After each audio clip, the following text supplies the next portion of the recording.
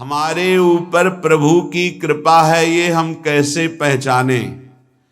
ये 8 लक्षण प्रकट होने लगते हैं जिसके ऊपर प्रभु की कृपा होती है। हमारे ऊपर प्रभु की कृपा है, ये हम कैसे पहचाने? तो ये 8 लक्षण प्रकट होने लगते हैं जिस पर हरिजू की प्रियाजू की कृपा है।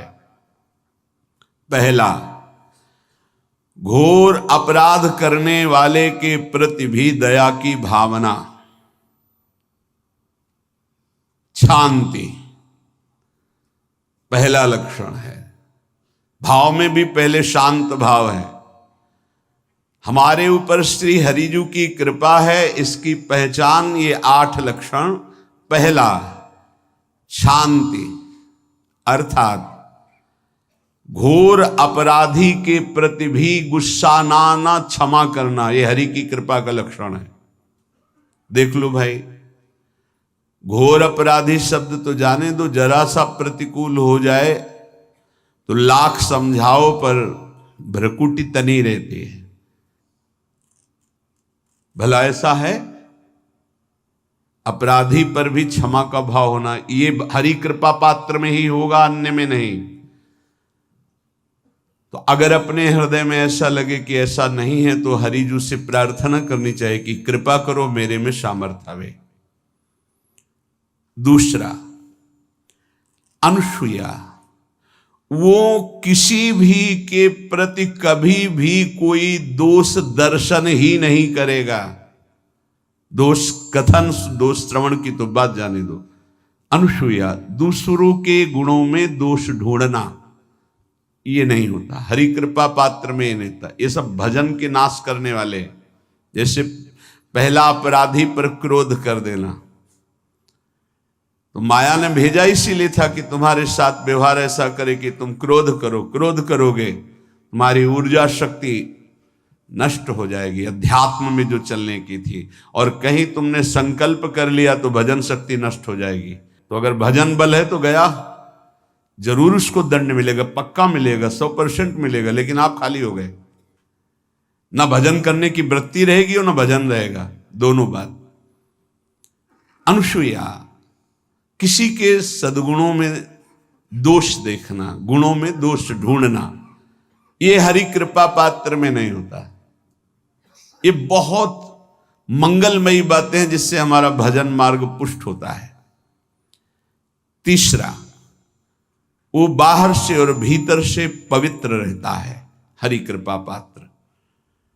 शौचाचार का ज्ञान होना चाहिए, वस्त्र आपके पवित्र होने चाहिए, ये बाहरी जल रज आदि के द्वारा बाहरी पवित्रता। और निष्कपटता, निश्चलता, सत्य भाव, ये अंदर की पवित्रता है। अगर कपट है, छल है, असत्य है तो हृदय मलिन रहता है। भीतर और बाहर से पवित्र रहना, इसमें खास बात क्या है? भीतर और बाहर से पवित्र रहने में, भीतर और बाहर से सदैव पवित्र कौन रह सकता है? तो बोले जो पुंडरीकाक्ष भगवान श्री हरि का, प्रियाजू का स्मरण करता रहता है, वो शवायाभ्यंतर शुचि, वो बाह्य और अभ्यंतर दोनों से पावन रहता है। तीसरी जो कृपा का लक्षण है, अर्थात वो सदैव भगवत चिंतन परायण, शौचाचार का पालन करने वाला, बाहर और भीतर से हरि कृपा पात्र पवित्र रहता है। चौथा, ऐसे कार्यों का अनुष्ठान न करे जिनमें हमारा भजन छूटता है, जिनमें सत्य छूटता है, जिनमें भगवत भाव छूटता है।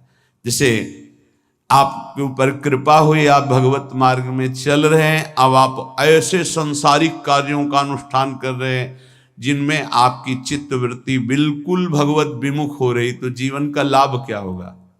लाभ तो है भगवत स्मरण सहित। जैसे कल एक ने प्रश्न किया कि मैं खाता तो नहीं हूं लेकिन मांस की दुकान में मांस बेचता हूं, होटल आदमी, क्या उचित है? ये उचित कैसे हो सकता है? तुम और भी तो व्यापार कर सकते हो। जरूरी है धर्म का पालन करने की इच्छा करते हो, धर्म आचरण करते हो, ऐसा नहीं।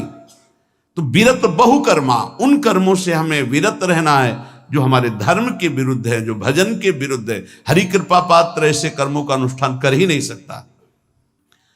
अपने भजन का फल देखना भगवत कृपा पात्र के, सबको प्रदान कर देना। हिम्मत है? अपने भजन, इतनी मेहनत से किया हुआ भजन, भजन होने के बाद हे प्रभु इस भजन का फल हो, सर्वे भवन्तु सुखिना सर्वे सन्तु निरामयः। यहां तो कहते महाराज एक माला रोज आपके लिए करता हूं कि आपकी बीमारी ठीक रहे, तो शेष किसके लिए करते हो प्रभु? शेष क्या? अगर इष्ट और गुरु के लिए तुम्हारा है कि एक माला करते तो फिर इतनी माला करते तो हमें क्या होगा? सब आपको दे देंगे तो हमें क्या होगा? तभी भजन का रहस्य नहीं जाना। छठवां,